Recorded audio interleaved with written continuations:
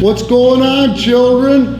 Old Randy Ritchie in the house. Saturday, March 9th, PPW taping number 542. 542 tapings. Are you shitting me? Man, when did we start? Back in the 70s? See what happens when you get old? Use kids like the tea today. I get Texases all the time. I see it on Insta. I see it on direct message. You guys are hitting me up on Insta asking for the tea. The tea. I don't even know what the tea means, but this is the tea for this week, the week of March 9th, man. PPW's 454th taping. 442. 442th taping. Sorry, folks. 542. See what happens when you get old once again? What? 542. 542. 542. Thanks a pants load, Chet. Yeah. In the opening contest, let's see here. Little Charlie Marcone, who was a standout student at Premier Pro Wrestling's Training Academy, faced off against Rockstar Rosie. That Charlie gets better and better and better every week. He's a good example of what the PPW Training Academy can do for you. But unfortunately, he's just not seasoned enough, man. Rockstar Rosie got him up in that big-ass Machumba bomb, and it was 1, 2, 3. After that, someone was really starting to get into the hearts of the folks up in Winnebago County and Rockford when we tape every week. Jay Leone faced off against a man without conscience or direction from parts unknown Psycho Spawn, and Jay Leone was able to get the Duke with a stiff, a really snug lion salt. But man, it was a good move. It was a good match. And then we came up to a #1 contenders tag team matchup. That's right, the winner of this one was to face the champions later in the night, the current champions, Badass Brandon Campbell and Jay Leone. Zero Gold and Charlie Colton were left to their own devices as Marcus the Science Smith, and that's where the real tea is, had his hands full as he was to face Jose Acosta in the main event that evening for the PPW Heavyweight Championship, 2 out of 3 falls. And what a team. I mean, I call them the odd couple, but it was the Aztec Monster Humek, Rockford's own Jesse Danger. What a great match. I mean, to be honest with you, if there was a scorecard, Humek and Jesse Danger were way out in front. But the science class, even without Marcus Smith, are really starting to atone their skill, if you want to call it that. I guess cheating is a skill, right, folks? I mean, there's a lot of people making a shitload of money in Vegas cheating, right? Counting cards and loaded dice and all that other bullshit. I compare that to the science class, even without Marcus Smith. I mean, I don't know how he gets ingrained into their brains. It's like a worm in the Beastmaster into the ear. But these guys were able to defeat him with a chair shot, and that'll be up on our PPW Live, so you'll be able to see that one. Then we had a brief intermission, and when we came back out, it was supposed to be, Zero Gold and Charlie Hustle from the science class against the champions for the belts, Badass Brandon Campbell and the relentless Jay Leone.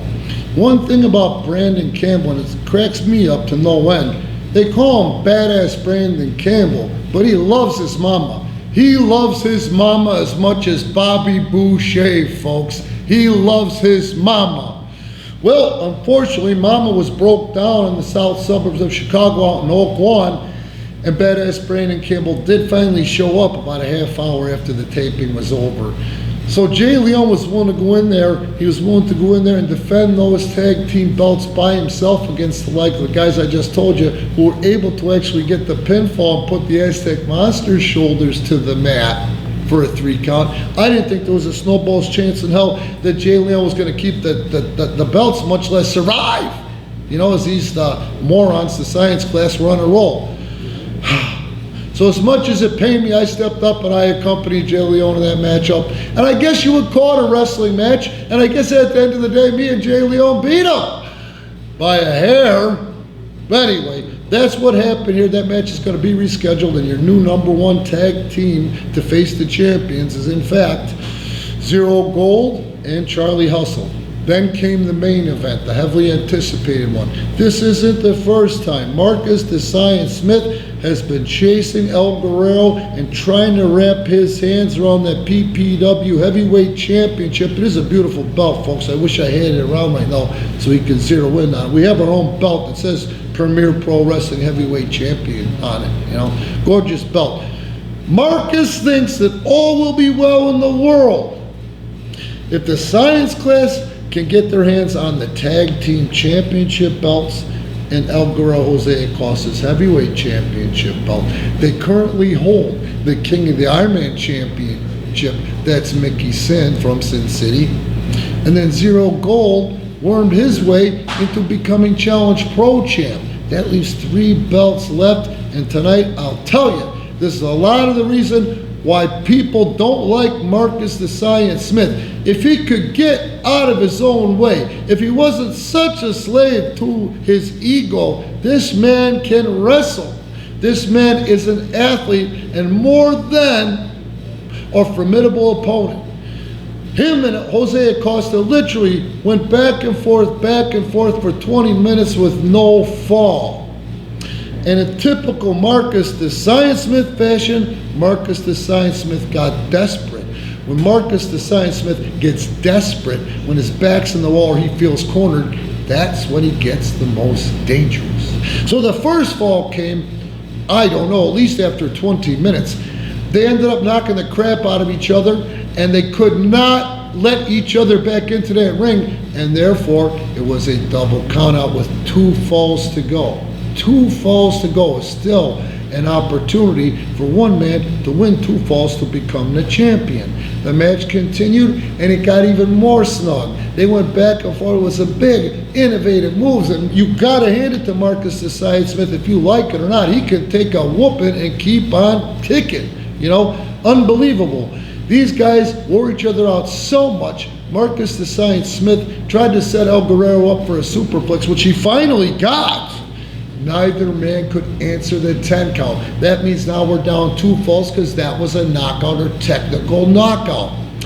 1 fall left. We called an audible and decided the man that wins that fall was going to be the heavyweight champion. Why? Because the fans in attendance and our fans who watch us regularly and keep up deserve a winner. Okay? That's kind of what happened. Marcus the Science Smith got knocked out of the ring, reached under the ring. He must have planted it earlier in the night, but he pulled out a roll of pennies. And unbeknownst to our senior official, Justin McKay, unbeknownst to El Guerrero, he hit El Guerrero and knocked him out and got the 3 count and demanded his belt from the... No, that's not how, no. What you're saying, you were telling lies, Randy.